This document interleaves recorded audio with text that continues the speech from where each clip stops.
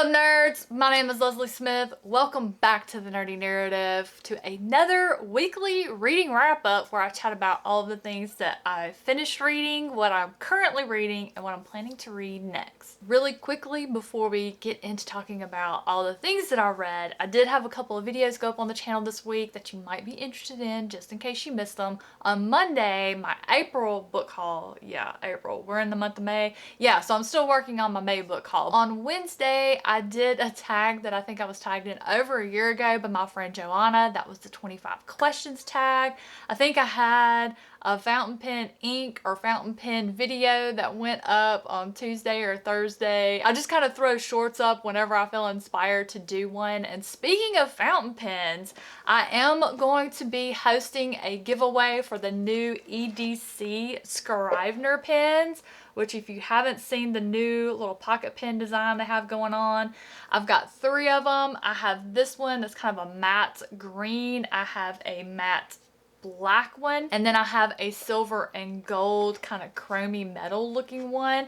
I'm going to be hosting a giveaway. I'm going to give away 2 of them. The first winner will have their pick of color. The second will have their pick of the 2 colors remaining. I'm going to give them a box of cartridges, blue or black, to go in their pen, and the pens are fine, or are they extra fine? But I don't have my magnifying glass in here to take a look at the nib because it's super tiny. I'm going to be hosting that on my Instagram, so keep your eyes peeled on the Nerdy Narrative Instagram if you would like to enter into that giveaway. Now, what all did I read this week? So I did finish the collection They Hide by Francesca Maria. This was published by Bridget's Gate Press last month. It's a collection of 13 horror stories. I really had a good time with this one. I do have a written review if you want to check that out. I did review each of these different short stories as I read them on my Instagram. A lot of the stories of this collection, I simply put the first line of the short story because Francesca Maria just had some killer first lines of these stories. They were so good. I also finished this brick, The Fires of Heaven, book 5 of Wheel of Time by Robert Jordan. This was a reread for me. I'm going to be talking about my thoughts on it along with Kate from the Literary Apothecary, Anita, and Stacy. I will have all of their channels linked below. The live show is on the Literary Apothecary's channel.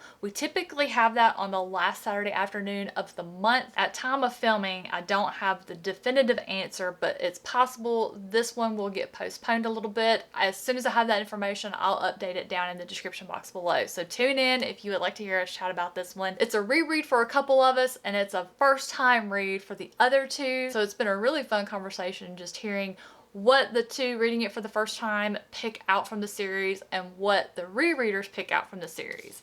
Let's see, what else did I finish?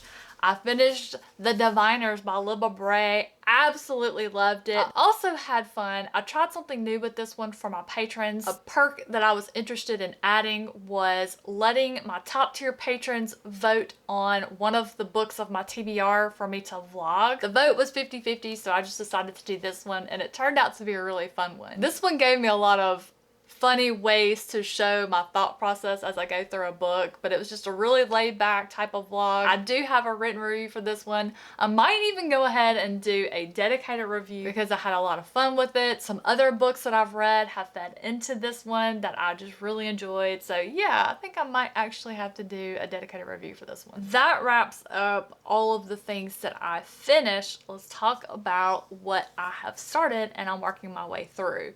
So I went ahead and picked up my next SPSFC finalist. All of the judges are reading the 7 finalists so we can vote to see who is going to be our winner.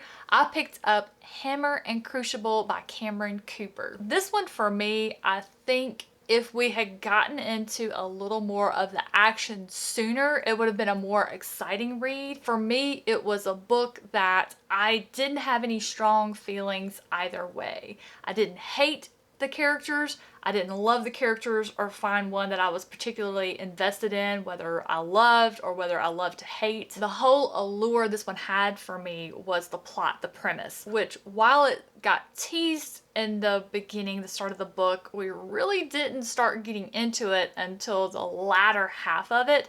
The first 30% we spent kind of getting our characters ready to delve into this mystery and look into what was going on. For me, that was just a little bit too long. I needed more action, something more exciting, engaging to keep me interested. I like the writing style. There were some elements I would have liked a little bit better explanation for, like these characters seem to be able to just use printers for food, furniture, all of that sort of thing. But there was no explanation to that technology, and sometimes it didn't make sense. Like if a character's quarters were described as small, how did they have a printer that was big enough to print and grow furniture? So I felt a little bit of a disconnect in that area. Let's see, what else am I still reading? I'm still doing Dracula Daily, still really enjoying that. This is just gonna be a hit for me. I already know. I might even do this every year. It's that much fun. Let's see, I also taste tested another SPSFC read. It is Percival Gent, or is it Gent? And the Conspiracy of Days. This one feels to me, if you have watched the Sherlock Holmes movies that have Robert Downey Jr. and Jude Law in them, how Robert Downey Jr. portrays Sherlock Holmes, that's kind of how I feel our main character Percival Gent, that's how he feels to me in this one. Percival has this umbrella that he carries, and he's used it in some very interesting ways when he's been involved in fisticuffs, if you will. The author has some interesting choices for how they write. There's several times that there are words used at the beginning of the sentence that usually fall at the end of the sentence. It's very difficult to explain, but if you pick it up and read it, you'll see what I'm talking about. It's not wrong, it's just different. And I wonder, does the author talk that way, or did they write it this way on purpose to just be a little bit different? No idea. We'll just have to ask Drew and find out if that was intentional or not. I did go ahead and pick up Lord of Chaos. I went ahead and decided to get started on it, and I've only made it through the prologue so far, because the prologue is like forever long. Let's see, how long is it? 61 pages. The prologue is 61 pages. So yeah, I have literally just started this one. And I have also started, and I'm about halfway through, another SPSFC finalist. That one is called Those Left Behind by NC Scrimmager. I am loving this one. I would love to be able to finish that one today. Right now, if I had to say my top 3 picks, now I'm not done yet, but if I had to pick my top 3 as of today for SPSFC, I like The Last Gifts of the Universe, Those Left Behind, and Melody. Those are my top 3 so far. But now I'm not done with Hammer and Crucible, and I'm not done with Percival Gent, and I still have Night Music and Estes to get to. So there's still plenty of time for all that to change. And as far as what I'm going to be reading next, I am focused 100% on getting my SPSFC reads finished so I can get that done this month, so I can start on my SPFBO reads next month. With today being Friday, I know we're all excited to get some time to read this weekend. Hope everyone has a great rest of your day, a good weekend, and I'll see you in the next one.